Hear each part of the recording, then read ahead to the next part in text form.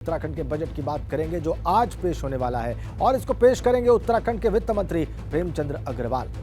दोपहर 2:30 बजे पेश होगा उत्तराखंड का बजट और लगभग 79,000 करोड़ का बजट पेश करेगी धामी सरकार। इस बार रोजगार, महिला सशक्तिकरण और कृषि पर खास फोकस रहने जा रहा है इस बजट में।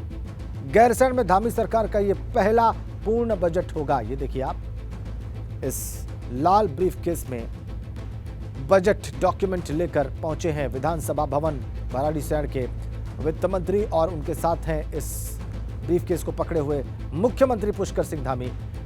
और ये एक रवायत है, इस तरीके से ऐसा होता है, लेकिन भराड़ीसैंण में ये पहला पूर्ण बजट पेश करने जा रही है पुष्कर सिंह धामी सरकार।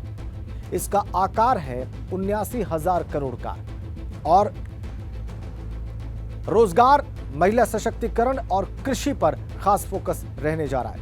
रोजगार, स्वरोजगार, महिला सशक्तिकरण और खेती किसानी, ये खास फोकस के सब्जेक्ट्स हैं इस बजट में, जिसका आकार लगभग 79,000 करोड़। दोपहर 2:30 बजे का वक्त है जब यह बजट प्रस्तुत किया जाएगा, सदन के पटल पर रखा जाएगा। लेकिन उसके पहले जब विधानसभा भवन में दाखिल हो रहे थे वित्त मंत्री, तो उस वक्त की तस्वीरें आप देख रहे हैं।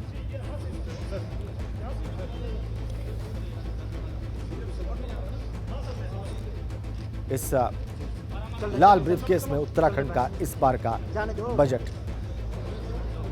धामी सरकार पहला पूर्ण बजट पेश करने जा रही है भराड़ीसैंण में। कुछ ही देर में, यानी दोपहर 2:30 बजे का वक्त है और आप देखिए विधानसभा भवन में दाखिल हो चुके हैं वित्त मंत्री और मुख्यमंत्री। सभी को इंतजार कि इस बजट में कैसे एलोकेशन होता है फंड्स का। इस बजट के जरिए पता चलेगा कि सरकार किस तरीके से आने वाले वर्षों में उत्तराखंड के विकास की रूपरेखा तैयार कर चुकी है। और विधानसभा भवन में दाखिल होने से पहले मुख्यमंत्री का, वित्त मंत्री का, ये देखिए आप, इस लाल ब्रीफकेस के साथ एक फोटो सेशन। दोपहर 2:30 बजे का वक्त।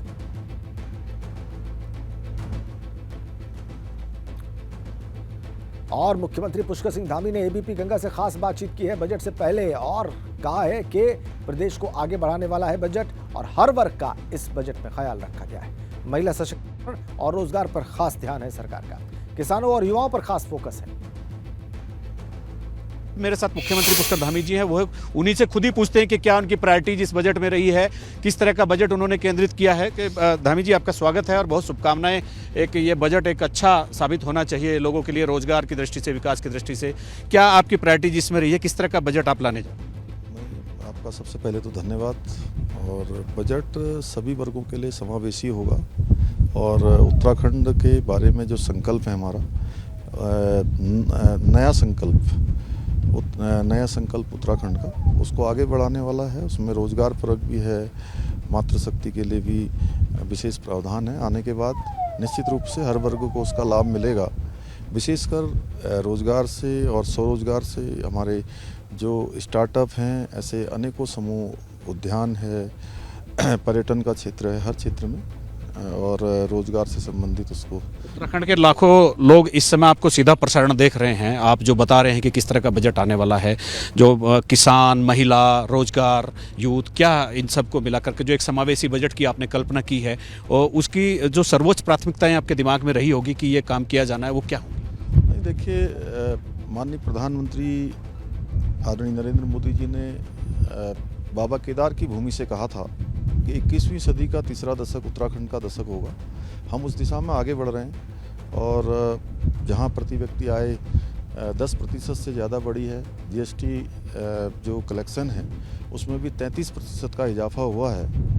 और 5 सालों में हमने जो लक्ष्य लिया है कि उत्तराखंड की जो जीएसटीपी है वो दुगनी हो उस दिशा में, तो ये तभी संभव होगा जब हमारे हर वर्ग का उत्थान होगा।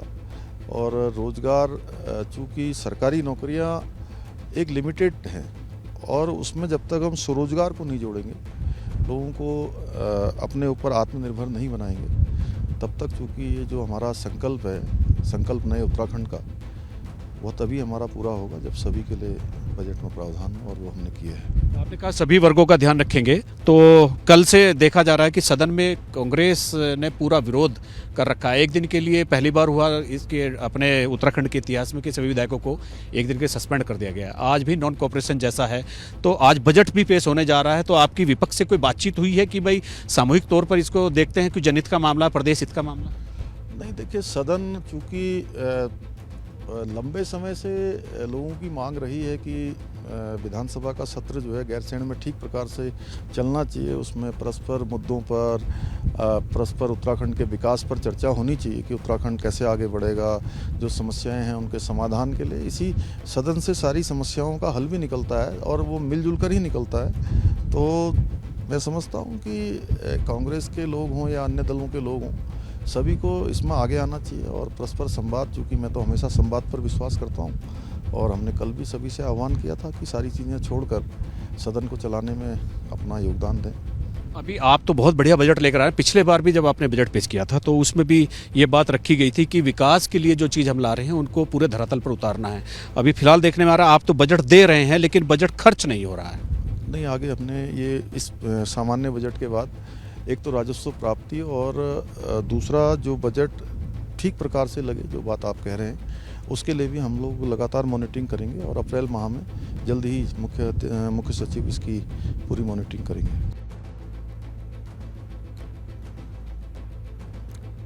तो एक्सक्लूसिव बातचीत आपने देखी। मुख्यमंत्री पुष्कर सिंह धामी ने एबीपी गंगा के उत्तराखंड ब्यूरो चीफ से खास बातचीत की और लगभग सारे बिंदुओं पर उन्होंने अपने विचार रखे, अपनी योजना रखी, संवाद में विश्वास की बात कही। वो कहते हैं कि संवाद में उनका विश्वास है, सभी को मिलकर काम करना चाहिए। ये सदन में विपक्ष के गतिरोध पर उनका बयान था और फिर उन्होंने बताया कि कैसे स्वरोजगार, महिला सशक्तिकरण और कृषि पर इस बजट में खास फोकस रहने वाला है। जब बजट के खर्च की बात की गई, सवाल पूछा गया तो उन्होंने कहा कि मुख्य सचिव अप्रैल में इसकी समीक्षा करेंगे। तो 2:30 बजे का वक्त है, दोपहर 2:30 बजे का, जब इस बजट को सदन में प्रस्तुत किया जाएगा और भराड़ीसैंण में, गैरसैंण में